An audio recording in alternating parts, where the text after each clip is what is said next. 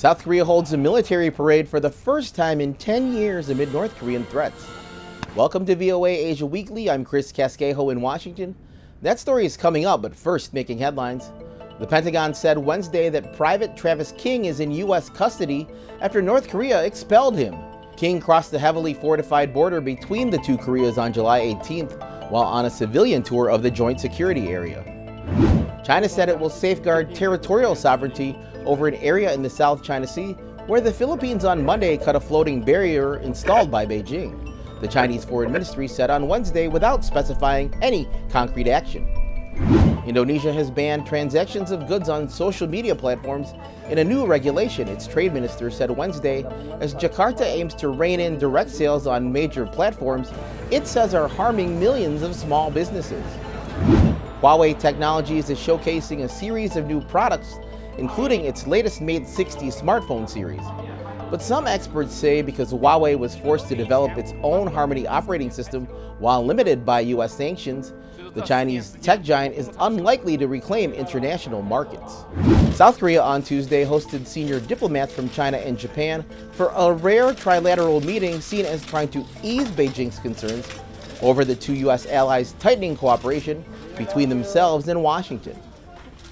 South Korea held its largest-scale military parade in downtown Seoul, the first such event in 10 years, to commemorate its upcoming Armed Forces Day on October 1st.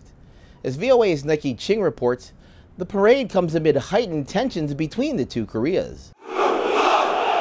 Thousands of troops took part in Seoul's largest military celebration in a decade, showcasing South Korea's defense capabilities with a display of weapon systems ranging from attack aircraft, tanks, to Navy vessels.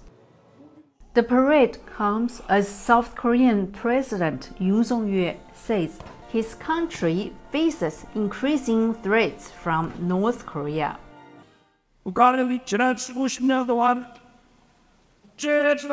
Despite repeated warnings for decades from the international society, North Korea has been advancing their nuclear and missile capabilities and even openly threatening nuclear use. These are existential threats to the Republic of Korea and also a significant challenge to world peace. The public got its first look at several new weapon systems, including a long-range surface-to-air missile developed to intercept ballistic missiles from North Korea. Some South Koreans say they are not so concerned about the threat of an imminent attack. 미사일을 이제 새벽에 날려서 이제 급하게 이제 Sometimes my husband is on duty from early morning because of missile launches, but I really don't think that anything will happen. North Korea has been bluffing for more than decades, so I really don't think that a nuclear war in the Korean peninsula will occur. For the first time, South Korea's Drone Operation Command joined the parade. In another first, and as relations have been described as reaching new heights, American troops marched alongside the Korean military, marking 7 decades of their military alliance. Nikki Ching, VOA News, Seoul. U.S. President Joe Biden hosted leaders from Pacific Islands Forum countries on Monday. Biden announced the U.S. will establish diplomatic relations with the Cook Islands and the island nation of Niue.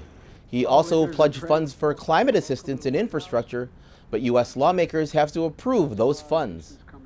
Visit voanews.com for the most up-to-date stories.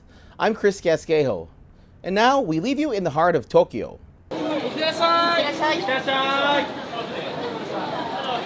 In the traditionally male-dominated workforce of rickshaw pullers, women now make up nearly a third of the pullers at one Tokyo company.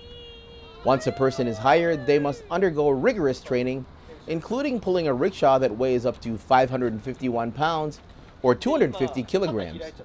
Thanks for watching VOA Asia Weekly.